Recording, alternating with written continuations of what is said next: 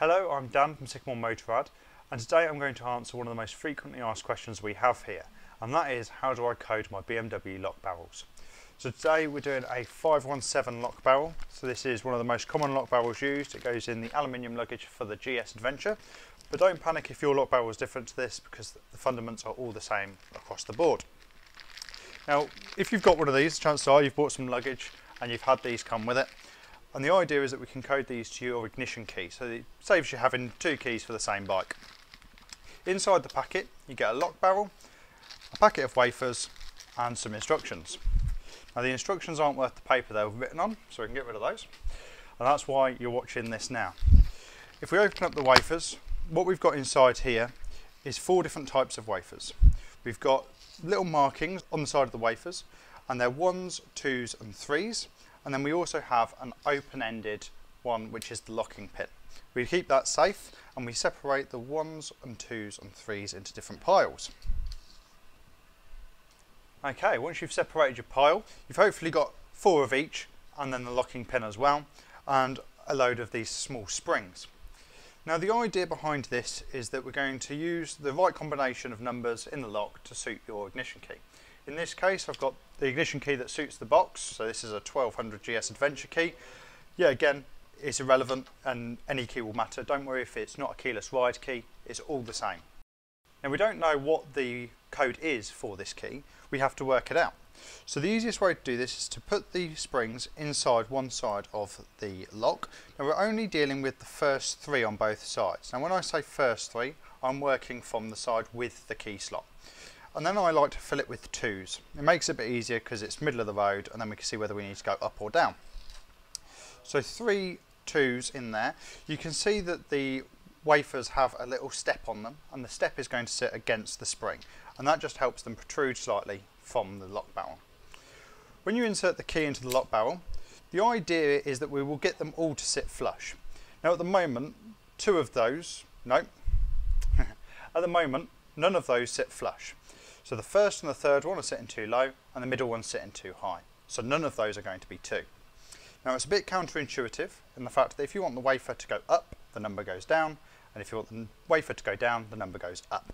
So I know from that that we need to go on here 1, 3, 1. So I'll take those 2s out, we'll put them neatly back in the pile because we'll need them again in a moment. And we fill them back up 1, 3, 1. Now, if you've got a lot of locks to do, it's worth making a note of this because they'll all be the same. So if you're doing aluminium luggage and you're doing panniers and top case, you'll have 8 of these to do, and you've only got to work out the code once. We insert the key back in and we can see that they fit nice and flush. They're smooth on the top, smooth on the bottom, so we know we've got the right code on that side. We then turn the lock upside down and we can then access the other side. Now, before you remove the key, stick your finger underneath and then pull the key out.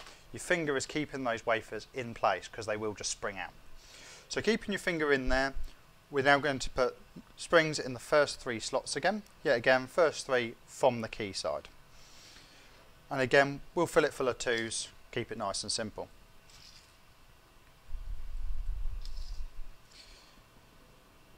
Now, keeping your finger on the bottom, we'll insert the key, and once the key's in, you can then remove your finger. The key is retaining the wafers in place. We can now see yet again that none of these are 2s. Now, that is most unusual. Usually you get at least one that's a 2, but we've just been unlucky on this case. So we can see now we need to go up, up and down. So we're going 1, 1 and 3. So we'll try that. We'll remove these 2s out.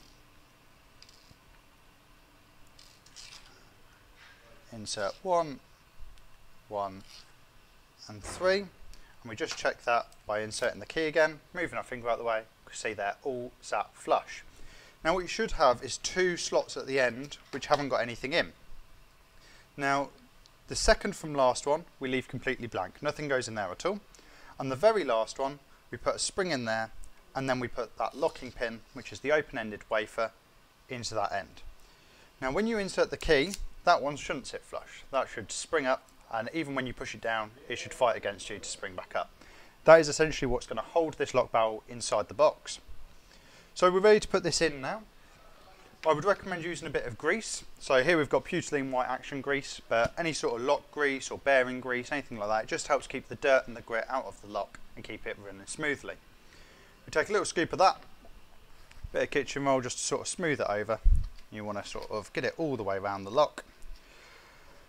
And then with that, we can insert the lock inside the box. So now it does depend on what sort of box you've got here. We're using an aluminium one, but they're all fundamentally the same in the fact that it will slot into the hole, but it'll only go in one way. So you can imagine there's 4 directions in the 90 degrees. It'll only go in on one of them.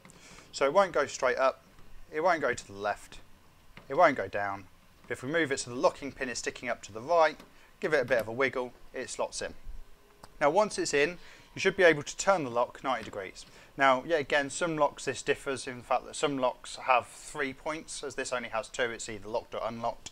If you're dealing with box off like a 1250 RS for say, you'll have locked, unlocked and release. So you've got 3 points on that, which is 90 degrees, and then a little bit which kind of fights back against you. But in this case, we've got 90 degrees, we can see that runs nice and smoothly. Should be able to take the key out and the lock barrel shouldn't follow, and that should happen in both its positions. Now the only time this won't happen is when you're dealing with the lock that holds the box to the bike. You'll only be able to remove the key in the locked position, and that's to stop you leaving the box unlocked on the bike and removing the key. But in the ones that hold the lid, you can do in both directions. Best thing to note with this is to make sure that it is in properly. So what I tend to do is with the lock open, just push against the back of the lock barrel. Now you can actually see it from underside, and you can just get your finger on there and push against it, and therefore you know it's in properly. Now if you ever need to remove this, you can do so. With it in the unlocked position, you can just about see the locking pin. Now if I've got it in the locked position, it's just on the right hand side. If I've got it in the unlocked position, it's at the top. If you ever need to get it out, you can just get a little pick up there and push that down against its spring, and we can pop the lock back out. So if you've coded it incorrectly or anything like that, start this video again, retry, but I'm sure you've managed to get it.